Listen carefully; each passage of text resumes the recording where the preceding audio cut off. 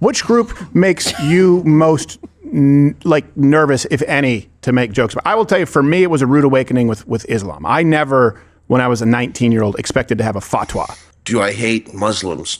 No, no. Well, no. What I worry about the most is our group not taking seriously how aggressively the left is. The other side wants to take away everything. I think part of it is that the Muslims, they pray for such big things, and I think that pisses God off. I really do. You got to thank God a lot, and you got to pray for small stuff first. You know, just little stuff. You know, please God, let grapes be on sale at Farm Boy tomorrow. Then you go to Farm Boy and grapes are on sale. You're like, thank you, God. And God's like, yeah, grapes, easy, done, nothing. But you know what the Muslims are praying for. They're in their mosque. Inshallah, please let Islam and Allah take over America and Canada and the UK and France and Germany. And God's listening to this, looking at the Jews like, level it.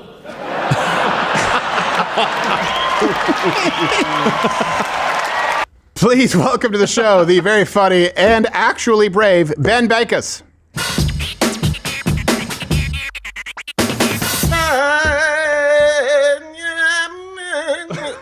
Oh, hey Ben! I thought you were just doing a mic check. Sorry, I was in the middle of my morning prayer.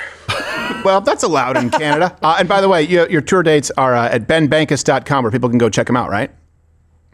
Yes, sir. BenBankas.com. I'm in Texas right now, luckily. Oh, good for you. Are you planning to move stateside, or is it a tough kind of move to pull off? Because I'll tell you, starting to stand up in Canada, like I know what that's like, and it's far more risky than people here realize.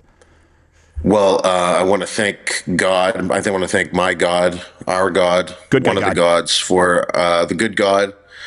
I've been living stateside since 2024, April 2024, when I got my visa, and just no looking back, man. I've just been hit the ground running and been going back and forth to Canada to do shows and doing shows all over the U.S. for the last 2 years. So it's been amazing. And what's it like going back to Canada to do shows? Because that's always a risk. I know you're from Toronto. By the way, is it still a Yuck Yucks in Toronto, or is that just Ottawa? Yeah. Shout out Yuck Yucks. They are the best, and they always, no matter what, they'll press delete on the craziest of emails coming in to try and get my shows canceled. Well, I'm glad to see that, because when I was in Canada, 2004 or maybe 5 was the year I remember doing the Just for Laughs, and I was banned from quite a few colleges there in Montreal because of some pretty benign jokes looking back on Muhammad. What's it like now? Because all the comics were by default liberal back then. It was a comedic witch hunt when George Bush was president. Do you think a lot of the comedians have woken up to the threat against free speech there? Well, I think, being banned from universities or colleges is pretty easy to do. And for the last 20 years, of course. But I think one of my first sets, I got kicked off of an open mic at my university, Queen's University in Kingston, Ontario. I've been there. And I was doing a joke. I was just doing some toilet humor, to be honest, but that they couldn't even handle that back then, or swearing, I think so. But Canada needs it. They need the comedy. And when I'm there, they're very thankful. The audiences, of course, love it. Is there a risk? I don't really think so. You come into the country, you push a button on a machine, and they let you in. Some Indian guy goes, "Oh, what do you have tobacco or banana?" And that's it. Yeah. So there's barely a border to begin with. So going back to do comedy is pretty chill. And honestly, I've crossed the border and had people recognize me at the border. I've had border guards be like, "I love your stuff. I saw you in London, Ontario, buddy." So it's weird, because there's this underlying, conservatism in Canada. Same with, the US was lucky enough to elect Trump, but Canada still has a ton of left-wing people, but it just makes the appetite for what I'm doing so much more. Yeah. It was there's been a shift for sure in the comedy community where that wasn't always the case a long time. I think it's just because people always took for granted like they'd be able to speak freely. I met that Indian guy, by the way, going through customs. I met him. I used to do the Amtrak from Montreal to New York, which would take place, it would only take a mere 15 hours. And they go through and they do have produce. I'm like, I have my lunch on the train. What am I supposed to do? It's an interesting thing. I mean, the comedy community itself, that's a different thing from me selling tickets and being allowed to do what I'm doing. Yeah. The community, they'll always hate it. The communities generally hate anybody that's getting any success unless it's left wing, then they have to pretend like they like the success. Right. But, generally they're not happy. Yeah. No, it's true. It's very much, I mean, Josh, who's here, he was, I hate it. I hate it that you're successful. It sucks. Yes. Yeah. I'm sitting over here one weekend a month and I hate you, buddy. You suck. He said, you having that son of a bitch? I said, come on, he's all right. Walk us through though. So I know recently too, this Renee Good joke, you had some shows that were canceled. Run us through the joke and the aftermath, because that's one of those things that, wouldn't even be on my radar where someone would cancel you over a joke about someone who clearly deserved to be shot.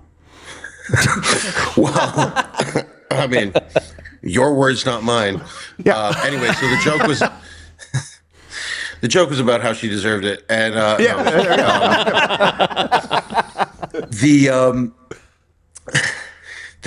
first of all, getting shows, like having any disruption when you're getting, I'm doing my job. I'm on a stage telling a joke. It's not like I'm not at a Walmart screaming at somebody or whatever. I don't know what could get me, in trouble, but the idea that doing a joke itself is actually problematic, a joke that's really popular. And yeah, of course, something really popular is going to also be really hated, as with any artist, doesn't matter what side of the political spectrum.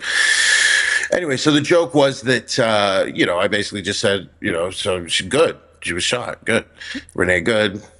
The name. That was the whole point of the joke. So I hate to put you on the spot, but it's because I know there's fallout. I know it's never fun to explain a stand-up joke on a show, but I get it. Good. She was shot. Good. Yeah. That's fun. Yeah. Right. But her last name was Good, so that's why the joke made sense. Mm-hmm. And I do a bit about it, how I say, like, if her last name was bad, I would have said, bad day to be a female driver or whatever. Right. Okay. But, it's just the last name it's just happened to be that. So that was the joke. And then I've been doing another bit. I talk about the fallout in my act, so I won't give too much away.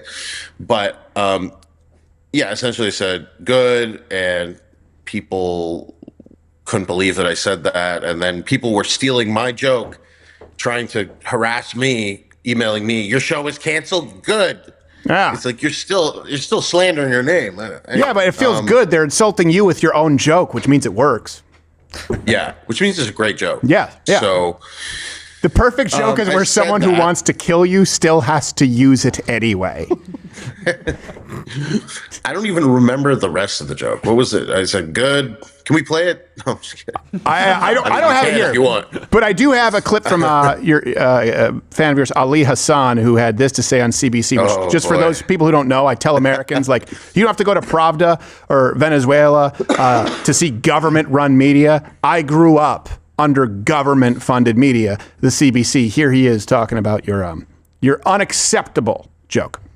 This is a statement that the CBC got from him. Ben Bankas is proving that following your dreams and speaking your own truth resonates with millions of people, even if that truth is seen as harsh or abrasive. As a comedian, what do you make of that? I think Ben, people of his ilk, and there are many other comedians like him, they believe they're speaking truth to power, and they believe at some level that they are some type of, George Carlin, Bill Hicks type of, reincarnation. And this has been said by many people many times. Dude, George Carlin would hate you. George Carlin would absolutely despise you and everything. Those were men who actually spoke truth to power. Power felt ashamed hearing the jokes that George Carlin made about them. He exposed people in power and talked about how they were corrupt. This is all punching down. This is easy pickings, low-hanging fruit. I don't consider it good comedy. There's no actual joke writing going into the bulk of it. Look, Ben's roots are racist from the beginning. I didn't realize that was. I was thinking of a different Ali Hassan. I remember him at Comedy Works in Montreal and Comedy Nest that used to be in the old Forum. I was thinking of that other commentator who has a name similar to. Their names all sound the same. Mehdi Hassan, the other Hassan. Terrorist sympathizer. It's funny. I always do this, right? It always comes down to like, my cool guy wouldn't like you. George Carlin wouldn't like you. What do you say to people like the brotherhood of comedy to someone like that? Yeah, the Muslim Brotherhood of Comedy. They kill. I mean, the Canadian Broadcasting Corporation is having on jihadists and Islamists. I don't know if they're jihadists fully, but they are Islamists to critique comedy. I mean, that's government funded, by the way. So yes, technically, I paid for that. My own slandering. Yeah, that's like divorce court. You pay to sue yourself. Yeah, it's basically living in Canada's divorce court, pretty much. So look, I feel bad for these people that, if your career ends up at the place where you're being brought in and you have like 1,100 followers and they're asking you to, slander a comedian with millions of followers. I mean, it's a sad day for that guy. I mean, you could kind of tell on his face he didn't sleep that night and he was up all night being like, I'm gonna do it. I'm doing it tomorrow. I'm gonna say this. I'm ending. Yeah, I'm gonna say this. I'm gonna say that. What I always notice too is, coming. I wasn't a conservative right-leaning comedian. I was just a comedian. I was 18 when I started in Canada, or 17. I just was inherently more conservative. And it was brought to me that I wasn't allowed to say those things. That's how I was like, what, really? I can't? I just heard someone make a joke about a gangbang at a truck stop, and I can't make like a joke about Muhammad. I can't make a joke about, my school being largely Middle Eastern during 9/11. I remember these conversations. What warning would you have because a lot of Americans watch you and they go, okay, which is a great thing. It's purity. They go, you're funny, but they may not know the actual background of the contrast. What warning would you issue to Americans who don't know how bad Canada is, how bad it can get? They take it for granted. I mean, if Kamala had won, I think it would have been in a lot more similar state, or at least trending that way. And I do think that if you watch the Oscars, that is a representation of what Canada has become. And it's what they want. Oh, thank you, babe. They want Canada, or they want America to become what the Oscars was as mainstream, and that's all you're really allowed to like or enjoy. So the Oscars, to me, it's almost basically it's government funded at this point. Right. I mean, it's not because they have a box office, all that. But if you look into it, I'm sure that most of the money, there's grants, there's this. They got a grant because they had 6 transgenders and 2 blacks and a Chinese guy. So they got another $1 million there, whatever it is. And even if you look at the Oscars, you're not even allowed to submit if you don't have a certain requirement of DEI. So that's kind of what they're making into like law in Canada. It's not just like, you can make your movie, but it'll never be in the Oscars. There, it's you can't make your movie. Right. Or you can't, and that's their hope. Have they accomplished it 100%? No, they're still fighting for it. I mean, these people are having conversations, that conversation that, my fans are sending me. Yeah. And, they're talking about how, well, it should be hard for Ben to have the ability to perform these sold out shows. It should be difficult. Why? As a Canadian citizen who's getting success in Canada and America and has fans all around the world, that should be celebrated. You don't agree with the politics? You think the jokes are too harsh? Okay, well, it's what about the economies of all the any small town where I was doing 1,000 seats and they reverse it a week out, and cancel the show, all the hotels that were booked, the dinner plans, the restaurants, the bars afterwards. And we're talking a town of, maybe 30,000 or 50,000. That's a good night for everybody. And it's a memorable boost to the economy. So it just seems like, because when you have everything government funded, you don't have to care about making money. And, capitalism is about, unless tell me if I'm wrong, but if the product is good, it will sell. Yeah. Well, I actually think you just touched on something very so the last time that I was, and I don't know, when I retire from this, I'll probably go back to stand up. It's kind of tough to juggle going morning to nights, but the last time that I did it, we picked venues. So like, for example, instead of Manhattan, we said, you know what, we're going to do 2 shows in Red Bank at an 1,800 seat theater, and we'll do 2. We'll do it in a place that we know is friendly, and we'll do it in a place where we know people will want it.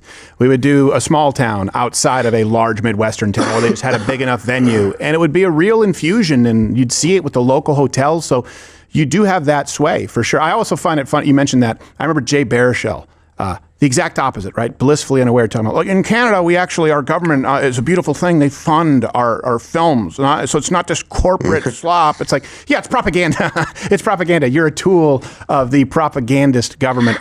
Ben, It's making it cheap. It's how do we make the propaganda cheaply? Oh, we get people who have a dream but are never going to accomplish it to make it by giving them money, because they would never be able to make it on their own because they're not that talented. Yeah. That happens. And we see the best here in the States. People go like, oh, Trailer Park Boys. They say, but I go, yeah, but if you watch a lot of Canadian TV, it is crap. Let me ask you, do you have a group that makes you the most nervous? Well, before that, actually, I want to go back to that point of that Ali Hassan. This is something they get wrong. And I say this as kind of, when I was on YouTube in like 2008, it was a blue bedsheet where I started just basically doing some of my stand-up bits online and kind of acting them out. There were no conservatives. It wasn't a thing. It didn't exist. I added my first 10,000 subscribers manually by finding channels that did kind of like some gun-centric content or hunting-centric content. I said, I think you may be a fan of mine. That was the closest thing I could find to any conservative group. Did it full-time for 9 hours a day, direct messaging, which you could do back then. So people don't realize the kind of uphill battle they're against. And when they say, you're just punching down, I go, well, hold on a second. You're on the Canadian Broadcasting Corporation. It's funded by the government. If you look at ABC, NBC, CBS, CNN, MSNBC, all of legacy media, and basically all of new media, big tech, leaned one way until Rumble existed and Elon bought Twitter and turned it into X. I mean, you were banned if you spoke out during lockdowns for COVID.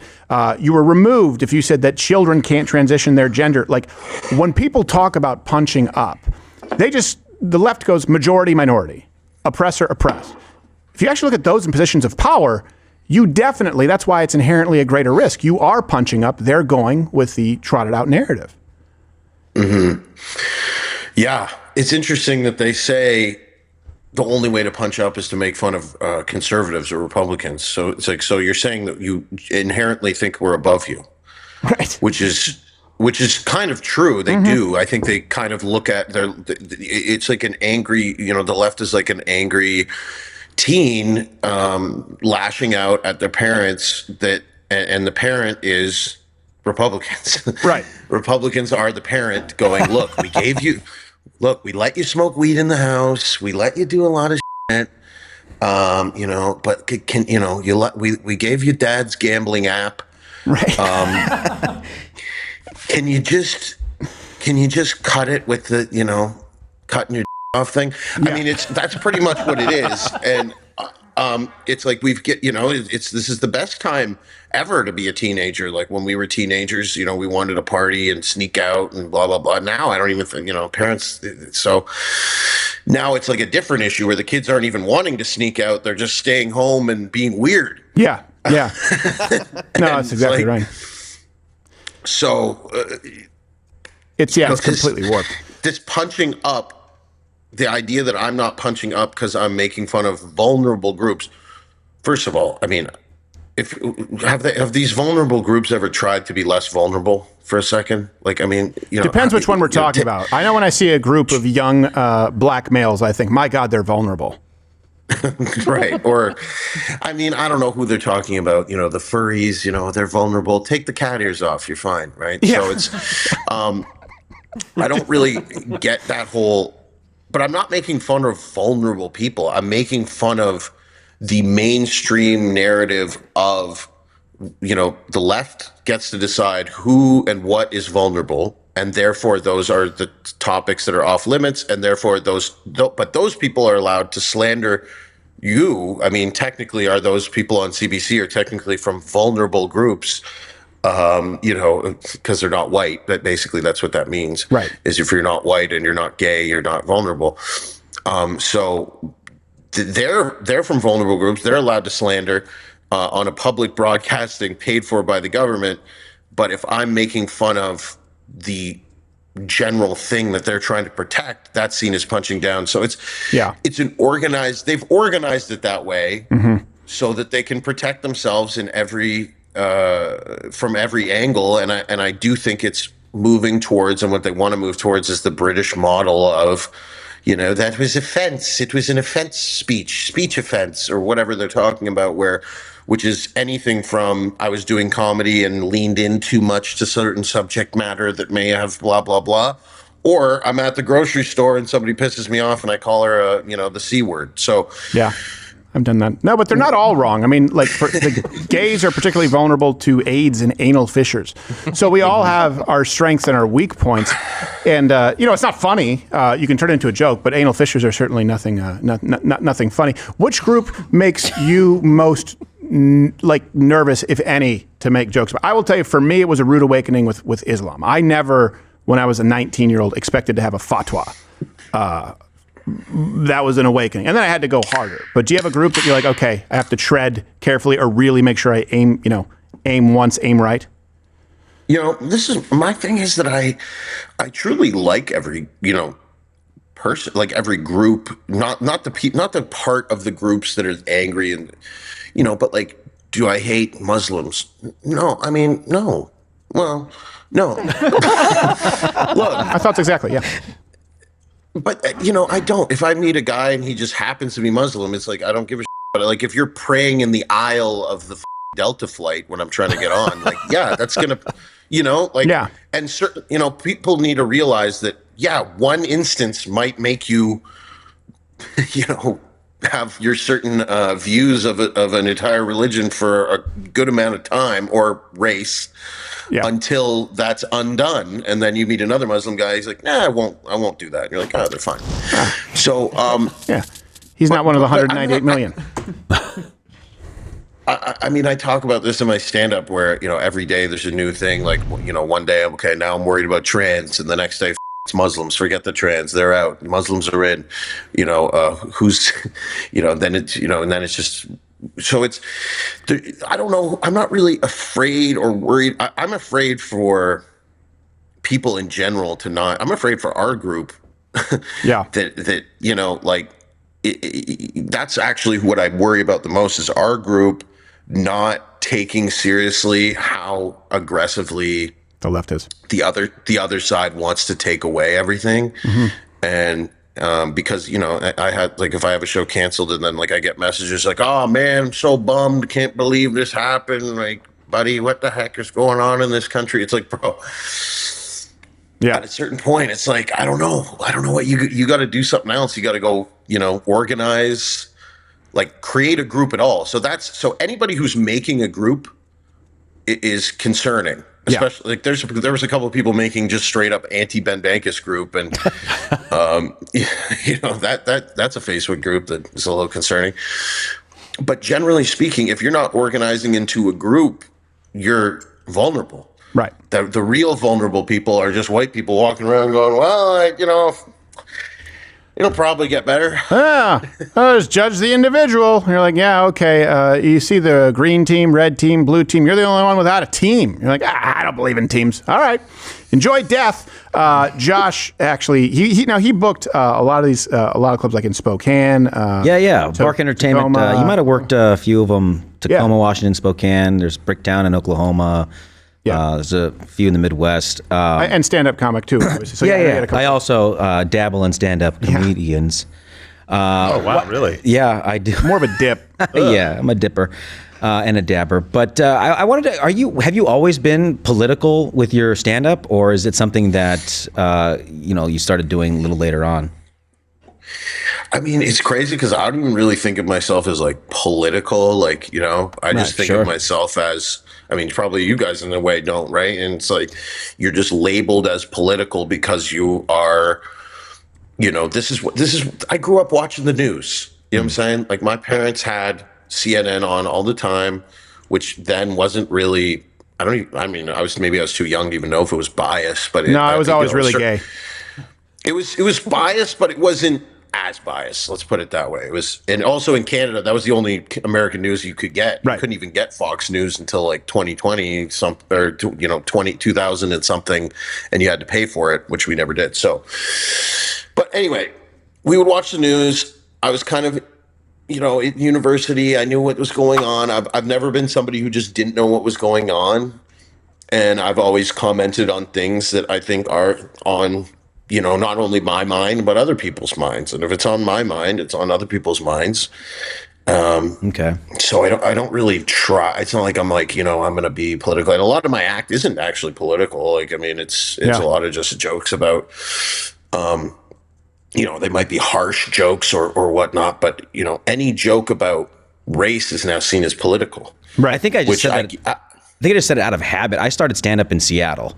So, like, anything that had to do with any topic that was that made someone feel vulnerable in Seattle, that was like, oh, he's political. I'm a military vet too, so it's always, oh, here comes that guy. He's as right wing as it comes, and I'm like, whoa, hey, I smoke weed. What do you? Right, yeah. Chill out, man. Thank you for your service. Yes. Yeah. Okay, thanks. Well, it's similar to Mears. Remember when I first met you at Spokane, and a good portion of the staff walked out. They didn't come to work. Yeah, they were like, hey, I'm calling out. I can't serve tables. I can't serve conservatives while this guy's here, which is like... the bulk of it was, I'd say, probably 60, 70% not political. Yeah. And I have a whole bit about quite literally committing a mass murder on the set of The View. But it's like, it's still, most of it wasn't. It's just, they demand, right, the whole thing is be authentic, be real. It's like, well, this is who you really are. What they really... Well, yeah, but not that real. Just hide that part of yourself. Yeah. You had another... Yeah, the other question was... were you coming up in stand-up? Were you headlining all over Canada and the U.S. before your clips started going viral? Because your clips have gone viral 10 times over, and I want to know: did you have to go through that system, emailing bookers and talking to people, and them, kind of knowing your material, or did it only happen after clips started going viral and they're like, hey, we can make a ton of money off this guy we hate? Yeah.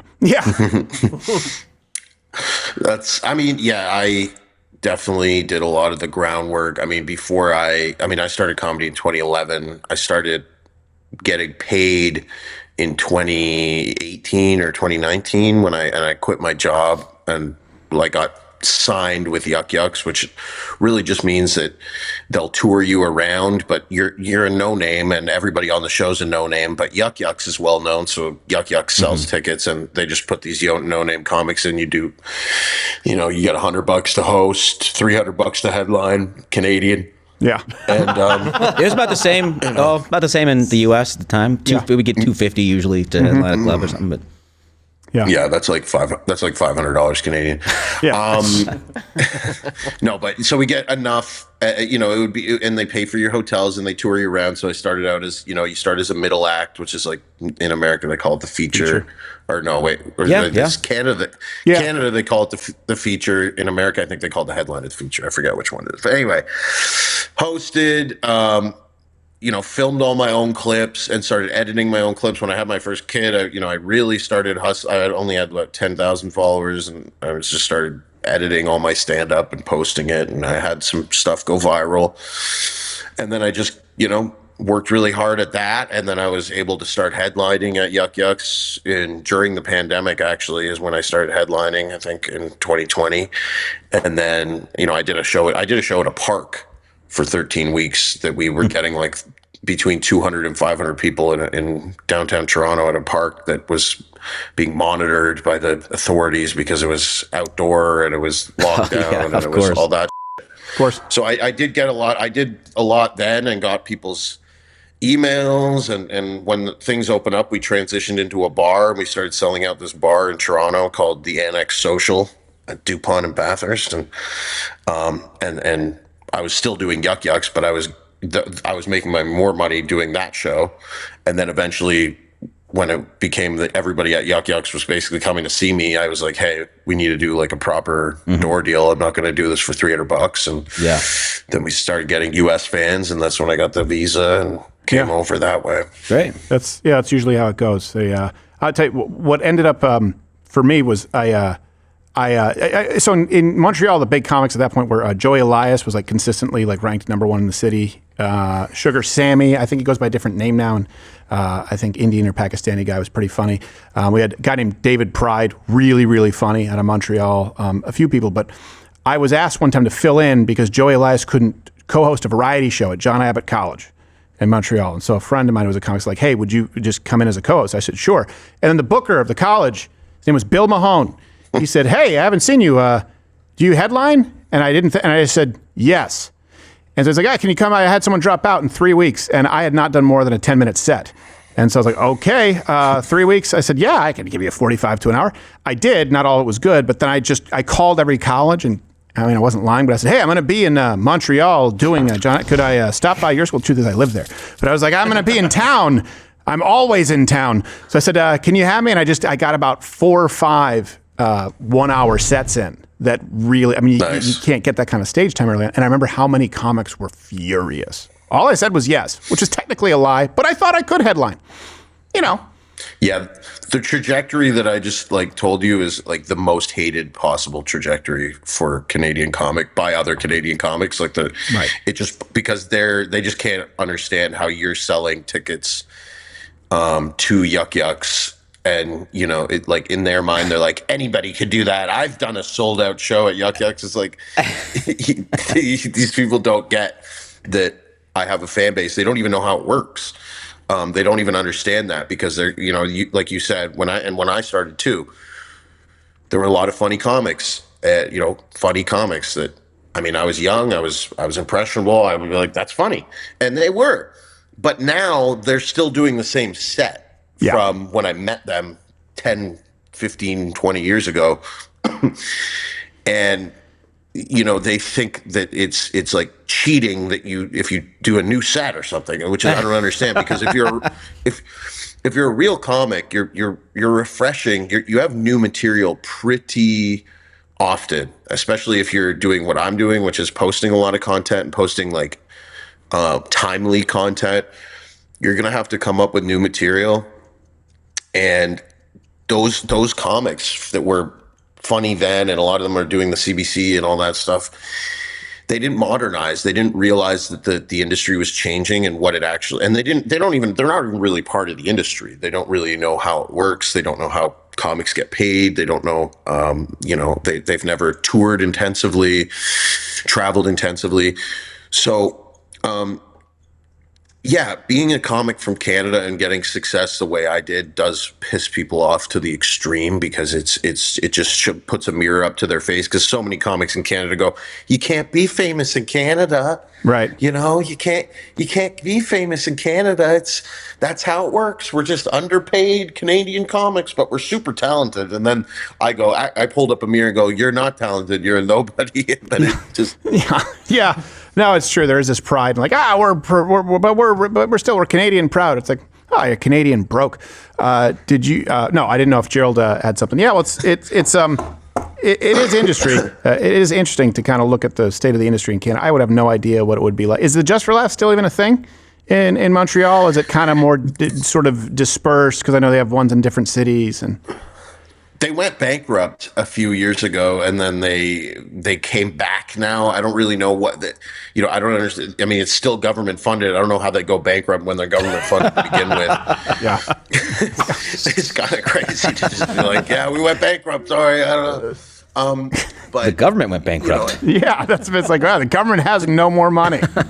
Oh, that's funny. They shouldn't. They should be bankrupt, and they shouldn't be continuing to pay for these things. But they're following the same strategy that got them in the place that they are, where they're pretty much irrelevant, which is having no-name comics on, who are woke and just openly pushing for the woke stuff and the woke agenda. And I remember they were doing galas, like, these are $1 million productions or more. And they're doing these massive, galas with, some comic that was popular in Canada like 10, 15 years ago, telling people to wear a mask. And, every comic's coming on doing like what's up with these people not getting vaccines? I mean, yeah. It's like, how can you not watch the, but people have been, as people are so dumb now that it is so easy to just hold up a TV screen and tell them what's going on, and they just believe it, man. And I think Canada is a conquered people. I truly like it. I have hope for it. I have hope for it because I love it still, even though I love America. Or I love living in America. I don't know which one I love more. I'm more sad. For Canada. But then I go to some states and I go, oh my God, this is really sad. Minneapolis or Minnesota, you go to certain parts, upstate New York, you're like, oh my God, it's bad too. Yeah. Do you think Alberta? You think there's a chance of it separating? I really like Alberta, man. I think they just have balls there, and they could separate. They could become part of the states. Something's got to give. Because the people who want something different are starting to get louder, and they're starting to understand that, like you understand. I mean, it's in your name, louder with Crowder, but you have to be louder than this minority. The majority should have to, eventually is going to have to be louder than the minority of retards. Yes. that because otherwise you just let them run rampant and people just assume that's what the nation wants because that's all we hear. And it's like, no. Shut the up. We're going to bully you again. We're going to tell you that you're stupid to your face. We're going to tell you that your opinions are wrong and are ruining society. And we have evidence. Yeah. The evidence is your life sucks so much that you're upset about what you're upset about. If we were in charge, first, like Republicans, if I was gay or trans, I would rather a Republican in power making sure that we're not letting all these immigrants into the country that do actually want to, harm that community. Yeah. Or if I was a 21-year-old woman, why would I vote for liberals when they're bringing people into the country who see me as, somebody who could be, whatever, a slut. But just haram, or it's not allowed, or how many of those rapes are happening with migrants? I mean, yes. If I was 21, that's what I'm worried about. I'm not worried about getting offended by some white guy who actually all he wants to do is impregnate me and pay for me. Right. And that's who they're mad at. Instead they're mad at, instead they should be mad at, letting their country dissolve into nothing, and they've been brainwashed and they had their youth stolen from them by the left who, by putting them in those Zoom classrooms and all that stuff, which made them all insane and having to stay home and no school. And they ruined school. Now, who even wants to go to school to learn about all the bullshit they're talking about? They don't learn about regular stuff. Communists really. And that's who wants to go to school. Communists and Like I went to school, we dissected animals, and you do. Did you do the sheep's eye? That's a very Canadian thing. Yeah. Did you take the pig. Did you take the iris? And it was like a Super Bowl when you took out the little Super Bowl center. You had to take it. No, they had a pig fetus, and then you cut the penis off, and you put a vagina. No, you didn't. No. But that was more something you did at home with the Connect set. No, but they did. There was no conversation around these things, and it is ruining education, and most smart parents are either like, I'm never putting my kids in a public school, or not even some private schools, because even private schools, they're willing, especially in Canada, well, we'll lose money if it means that we're on the right side of the bullshit. And it's like, well, then nobody's going. Yeah, exactly. Nobody's going. Hey, were you as disappointed as I was when you moved to the States and found out that corn pops weren't just spherical Captain Crunch like they are in Canada? Have you had corn pops in the States?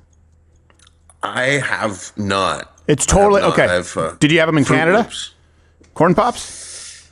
Yes, I did. As a kid, I had corn pops. Try them in the States, and then try American Oreos, and you're like, this is not that. We got some different stuff in Canada where every now and then I'm like, what? This is what you guys call corn pops? The same box, totally different cereal. Corn Pop here tastes like a cornflake in kind of an oval. In Canada, it's more like a round sort of Captain Crunch type thing. Yeah, it's kind of like how in the States you can have an AR-15, but in Canada you can only have an AR-15 if you're trans. Right. Yes, that's exactly right. Yeah. Well, you put it to good use with a toe trigger. All right, Ben, where's the best place for people to find you and stay up to speed with you, brother? Thank you so much, man. So it's benbankas.com, BANKAS.com, Ben Bankas number 2 at the end with for my Instagram, and Ben Bankas Comedy on Facebook and YouTube, Ben Bankas on X, and I've got a lot of shows coming up. I think we're going to put out a special too. I got a big. We're doing an arena, small arena, but it's an arena in Kelowna this week, Kelowna, BC. So that's a little bit behind enemy lines, but we should have a great time. How many seats is it? And is it your first time doing a venue that big? It's about 2,300. Okay. I have the biggest venue I've done so far is 3,200, which was Meridian Hall in Toronto. We're about to announce something really, really big for Toronto, and tons of shows coming up in Alabama. I'm going to be in Birmingham. I'm going to be all over the South, Florida. I think a lot of our shows are sold out, with a couple of them in Naples.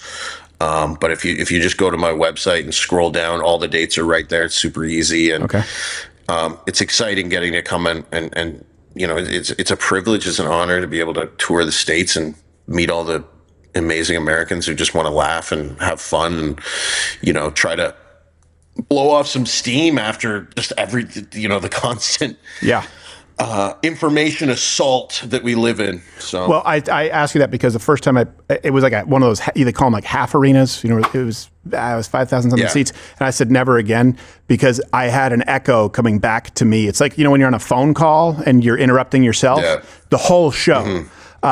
And so it gets to a certain size where it's a completely different organism, but that's the sweet spot, that 2,000 to 3,000 seats, and then just add another show. Because some of these venues, you can't even hear yourself or the audience laugh. You're just hearing yourself 2 seconds later, and it's impossible. Yeah, I think it's you got to learn. I got to learn how to do it. I've not really done a sports arena, so it's pretty exciting. Like theaters are different than clubs, and clubs are different than theaters, and theaters are different than arenas. So it's exciting to get to learn, and hopefully you come out one day. Maybe you do a couple minutes, for God's sakes. I might. Scare the shit out of the. I know. Yeah, exactly. I'm like, oh, geez, what's going to happen? But you know what? I might. Josh knows. At the end of the year, I'm like, I just feel detached from my material, and I just always abandon it, and then I just start from scratch, and then I'm like, I don't want to do this because I got to get up at 4 a.m. So, all right, but Let me know. We'll be in touch. All right, benbankas.com for dates, and don't be a stranger. We'll follow up, Ben. Thank you, brother. Thank you, Mr. Crowd. Thank you. You guys are awesome. Thank you. Good night. Be well. See ya.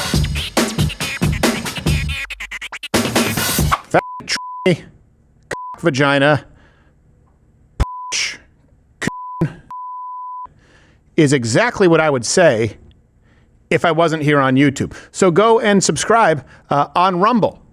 Same channel where free speech is actually alive and well. Or you can stay here and